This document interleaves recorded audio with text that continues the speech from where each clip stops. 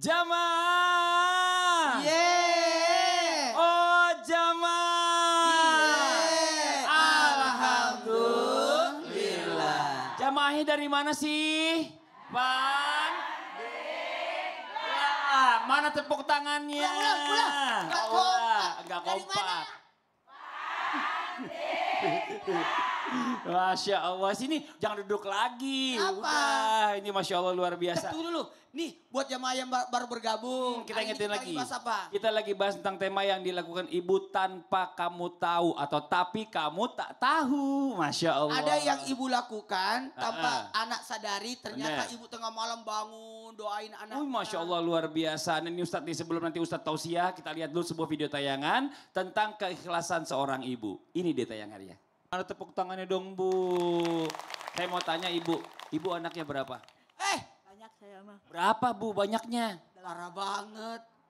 Komentar dulu 8. Ibu Titi. Iya 8 Ustadz. Tapi makanya kita sambil komentar sama tanya sama Ibu komentarnya kayak gimana tentang Tadi video lihat tadi. Titi tadi tayang gimana Bu? Apa? Ngelihat tayangan tadi gimana Bu? Ya lebih baik, lebih seru kepada Nih. kita contoh gitu. Saya ada pengalaman Li. Kenapa Ustadz? Saya pernah lihat yang boneka ya itu badut-badut di jalan. Iya. Tiba-tiba dia buka, saya baru lihat, wih ternyata emak-emak dalamnya. Dan tahu nggak? Itu panas banget Ustadz. Di matahari yang terik di dalam itu ngelekep semuanya. Itu buat cairan tubuh itu banyak banget yang keluar. Sedih gak sih ngeliatnya kayak gitu buat cari uang?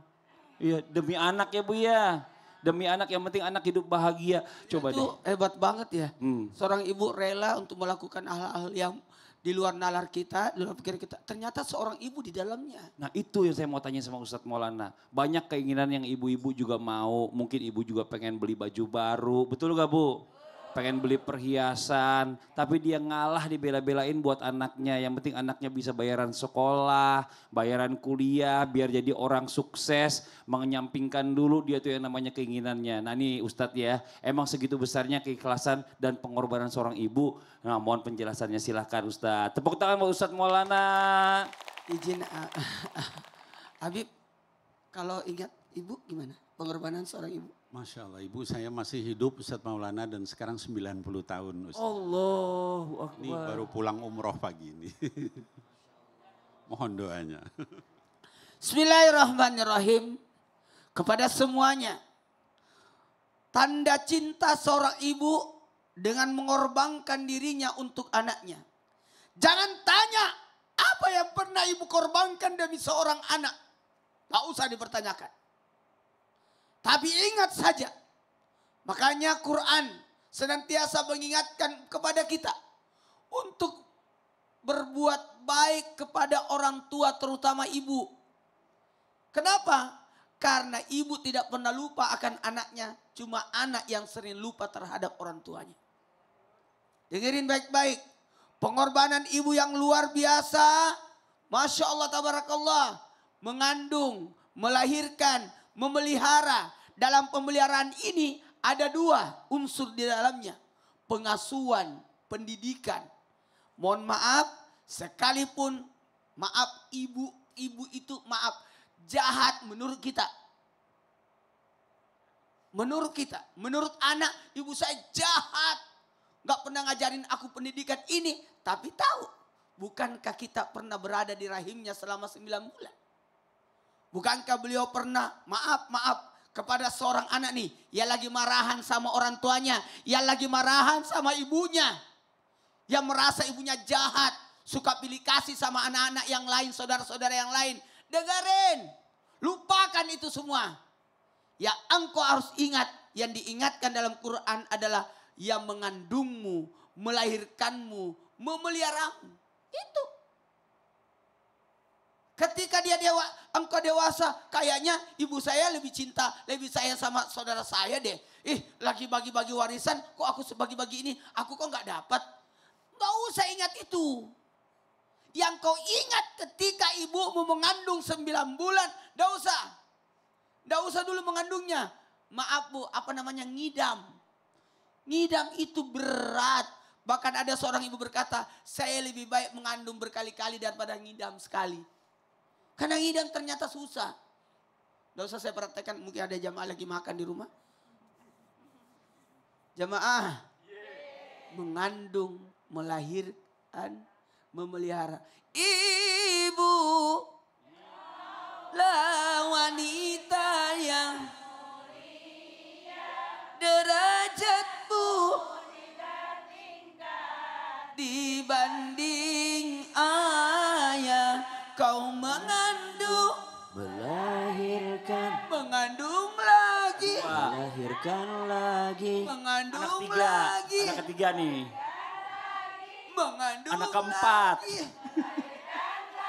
Banyak, Masya Allah. Tepuk tangan buat Ustaz Maulana.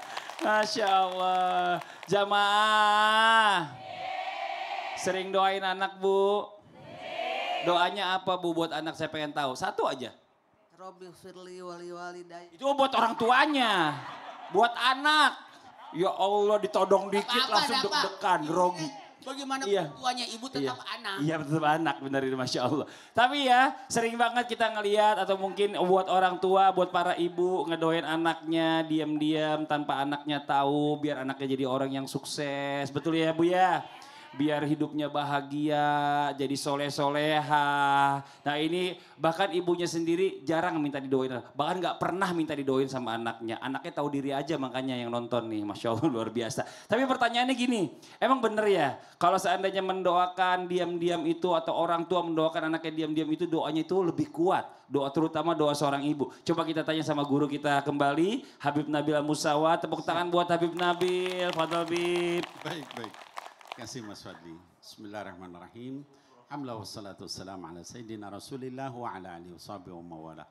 Ustaduna Maulana, Ustaduna Syam Idin, dan juga para pemirsa, baik di studio maupun juga anak-anakku sekalian yang menonton di rumah. Tadi ditanyakan Ustadz Maulana, Habib ibunya masih ada, masih. Umur saya 60 tahun, ibu saya 90 tahun, tapi ibu saya masih sering nanya, sudah makan Nabil? Saya bilang, Mi saya ini udah 60 tahun, udah punya cucu, masih ditanya udah makan belum? Itu kasih sayang ibu, sampai kapanpun gak akan pernah hilang. Nah kemudian tadi ditanyakan doa dari orang tua. Ada satu hadis bunyinya begini. Kata baginda Rasul SAW, Thalatun da'watin mustajabatun la syakka fihinna. Ya. Ada 3 doa. Yang 3 doa ini itu pasti diijabah sama Allah. Tidak ada keraguan sedikit pun. Ya. Apa saja itu? Kata baginda Rasul SAW, yang pertama da'watul madlum. Dakwah, doa dari orang yang teraniaya. Ya. Maka kita hati-hati, bapak, ibu, anak-anakku, remaja, semua terhadap doa orang yang teraniaya. Orang yang kalau disiksa, dimarahi, dia nggak bisa balas. Ya. Tuh hati-hati sama doa itu. Sayyidina Abu Bakar As-Siddiq ketika dia jadi khalifah, dia bilang begini. Dalam salah satu orasinya dia bilang, orang yang paling lemah di antara kalian tuh paling kuat di mata saya. Yang paling kuat di antara kalian paling lemah di mata saya. Gitu ya. Nah jadi hati-hati. Yang kedua kata baginda Rasul SAW, da'watul musafir. Doa orang yang dalam perjalanan itu juga diijabah. Maka para ulama menyatakan hatta kita perjalanan dekat itu doa untuk anak, untuk keluarga, untuk segala macam. Ya. Tapi sebagian ulama menyatakan yang dimaksud musafir adalah safar ba'ida. Ya, perjalanan yang jauh. Tapi pokoknya setiap kita perjalanan doain. Itu doa yang tidak ditolak. Yang ketiga adalah da'watul walid alal walad. Doa seorang ayah kepada anaknya. Sekarang kalau doa ayah sama anak aja tidak ada keraguan dikabulkan. Apalagi doa seorang ibu, 3 kalinya ayah. Gitu ya. Nah jadi kita jangan khawatir ya dengan doa. Apalagi tadi dikatakan doanya itu misalnya ibu tanpa sepengetahuan kita mendoa. Itu lebih lagi ya. Da'watul mar'il muslim bidhahril ghaib li akhihi mustajabah. Kata baginda Rasulullah SAW, doa dari seorang muslim kepada saudaranya itu Mas Fadli, yang tanpa sepengetahuannya itu pasti dikabul. Amin, Masya Allah. Bahkan sampai dikatakan, ini hadis Muslim sahih, sampai dikatakan malaikat ikut doa. Masya Allah. Kata malaikat, amin walaka bimithl. Amin dan bagi kamu juga seperti doamu itu. Oh, Bayangin doa orang muslim biasa aja, kalau tanpa sepengetahuan dikabulkan. Apalagi doa ibu, Masya Allah. Jazakallah khair, terima kasih banyak Banyak, Habib. Tepuk tangan buat Habib Nabil. Nah buat jamaah Islam itu indah yang dirahmati Allah, waktunya kita kasih kesempatan jamaah buat bertanya sama guru-guru kita. Tapi sebelumnya kita masuk dulu ke segmen Tanya Dong Ustadz. Kami semua tanya dong Ustaz. Yang mau bertanya boleh silakan angkat tangannya. Masya Allah, dari sebelah sini ibu boleh maju ke depan, maaf. Waduh, sini bu. Iya, silakan. Ibu sebelah sini lagi bu, boleh bu geser. Oke, silakan perkenalkan dirinya. Assalamualaikum warahmatullahi wabarakatuh. Waalaikumsalam warahmatullahi wabarakatuh. Perkenalkan, nama saya Tati Latifah dari Majelis Taklim Darul Huda Pari Mandalawangi, Pandeglang, Banten. Tepuk tangan buat Ibu Tati Latifah. Mau nanya sama siapa Ibu? Mau bertanya dengan Ustadz Sam. Ustadz Syam, boleh maju Ustadz Syam. Enggak Ibu. Assalamualaikum Pak Ustadz Sam. Assalamualaikum warahmatullahi. Kalau kita pernah menyakiti perasaan ibu tapi belum sempat minta maaf, apa masih bisa kita tebus kesalahan kita dengan doa dan berbuat baik? Oh iya, Mohon Masya Allah. penjelasannya. Wassalamualaikum warahmatullahi wabarakatuh. Waalaikumsalam warahmatullahi wabarakatuh. Saya mau tanya sama Ibu Tati sebelum dijawab sama Ustadz Syam. Ibu pernah ngerasa bikin salah nggak sama orang tua? Terutama sama ibu. Pernah nggak ngerasa bikin salah? Mungkin pernah, cuman Mungkin apa pernah Bu? pernah lah. Ini beda nih antara mungkin sama pernah. Kalau mungkin tuh kayaknya nggak yakin saya bikin salah. Tapi kalau pernah saya yakin saya bikin salah. Pernah. Nah, Ya, kalau pernah.